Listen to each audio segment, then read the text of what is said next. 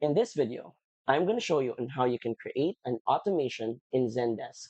So, without further ado, let's begin.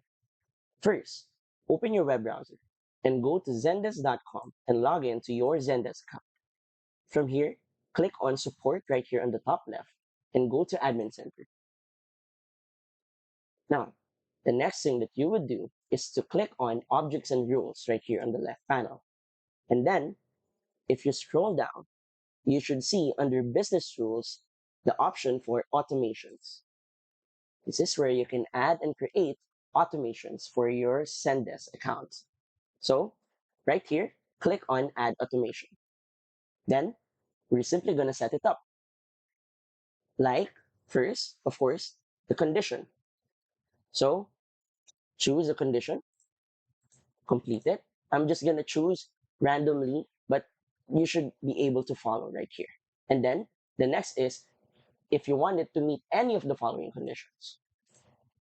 Okay, then add the condition right here.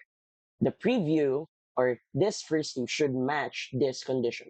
So after that, if you perform these next actions, what would be the next one? Then the requester or the CCS right here. And of course, the email subject.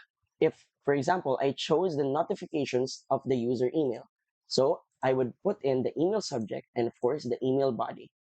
Then after you're done with setting all of those up, simply click on Create Automation, and that's it.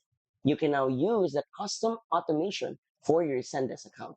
So, if you find this video helpful and want to support our channel, feel free to use the affiliate link given on the video description. Thanks for watching, and I will see you in my next video.